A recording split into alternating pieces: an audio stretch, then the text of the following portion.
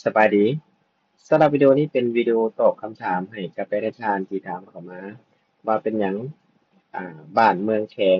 คือบ่ขึ้นมาบ้านเมืองแข็งที่ว่าบ่ขึ้นมาแม่นเกิดมาจากเราบ่ได้ไปสร้างแข็ง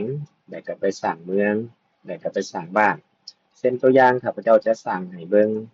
อ่าคือเรามีแข็งอยู่3แข็งมีแข็งเวียงจันทน์แล้วก็จำปาสักนครหลวง ฉะนั้นแล้วเราจะมาสร้างเมืองอยู่ในแขวงจำปาสักฉะนั้นแล้วเราก็ต้องเลือกแขวงก่อนเป็นเรื่องเมืองเราจะใส่ว่าอ่าเมืองจำปาสักอันนี้เราใส่ว่าเมืองจำปาสักแล้วเรามาบันทึกบ้านเอาบันทึกบ้านก่อนที่จะไปบันทึกบ้านเราก็ต้องเรื่องแขวงแล้วก็เรื่อง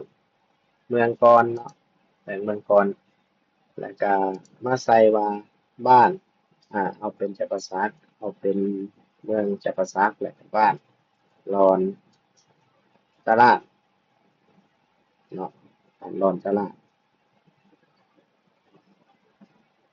กดบันทึกไป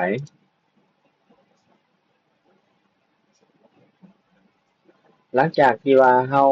บันทึกเรียบร้อยแล้วถ้าเฮาต้องการอยากเพิ่มผู้นำใส่ระบบเฮาก็เพิ่มเลยใส่ชื่อว่าเอาเป็นภาษาอังกฤษซะมันเป็นตัว A วันเดือนปีเกิดก็บันทึกไว้เป็นเพจซ้าย A สถานะเป็นพนักงานอีเมลก็เพิ่มไปเบอร์โทรก็ใส่ไปเรื่องแข้งจะประสาทและก็เรื่องเมืองเป็นเมืองจะประสาทและก็เรื่อง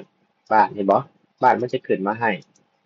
ถ้าเอาเรื่องบ้านในยบ้านมันจะขึ้นมาให้ถ้าเอาเรื่องเมืองโขงมันจะขึ้นอ่าบ้านอยู่ในเมืองโขงขึ้นมาถ้าเอาเรื่องเมือง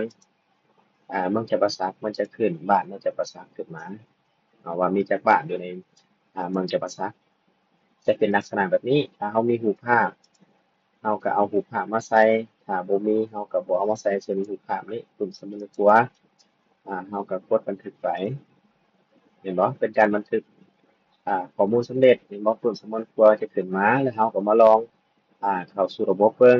รหัสชื่อที่เราป้อนเป็น A เนาะรหัสนี่ข้าพเจ้าได้เปลี่ยนบ่แม่นบ่ข้าพเจ้าเปลี่ยนคือกันรหัส A ชื่อ A ก็ขึ้นมารูปภาพก็ขึ้นมาให้